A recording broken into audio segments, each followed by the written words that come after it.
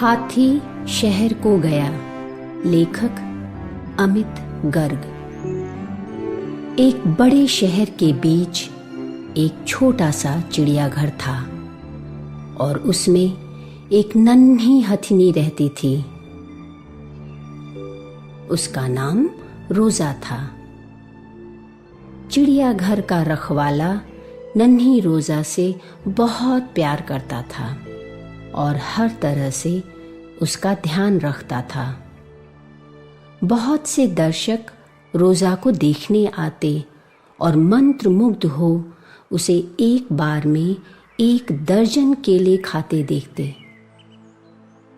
रोजा की देखभाल अच्छी तरह होती थी, लेकिन उसे दूसरे हाथियों का न होना अखरता था। एक दिन रोजा को खिलाने के बाद रखवाला उसके पिंजरे का दरवाजा बंद करना भूल गया।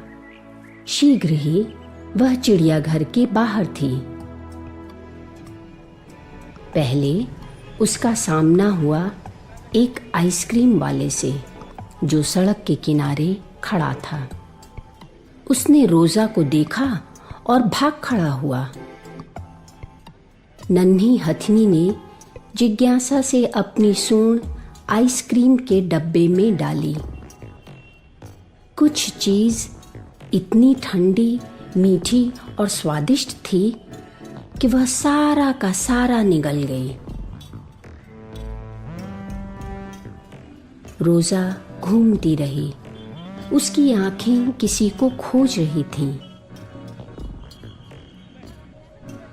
अंत में एक दुकान में उसने टीवी के एक पर्दे पर हाथियों का एक झुंड देखा।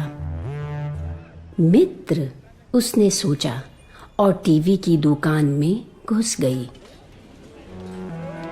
दुकान के अंदर जो भी था उसे अकेला छोड़कर बाहर भागा। रोजा ने बात करनी चाहिए टीवी के ऊपर दिखते हाथियों से, लेकिन उन्होंने उत्तर नहीं दिया। दुविधा और निराशा से भरी वह बाहर चल दी। गली में लौटने पर उसने देखा एक नारियल बेचने वाला नारियल बेच रहा था।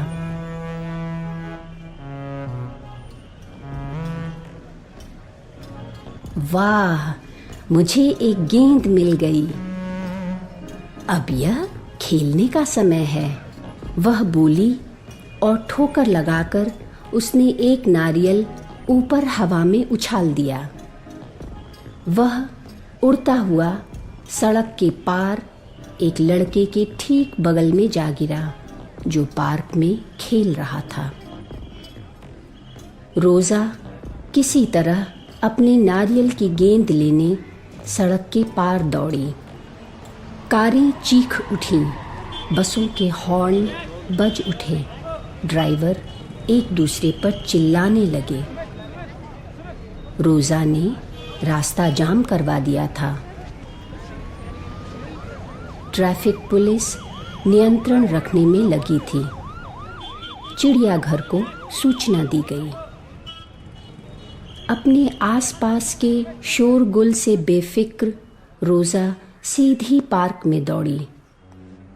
वह उस नन्हे लड़के के सामने रुकी, जो उसे देखकर मुस्कुरा रहा था।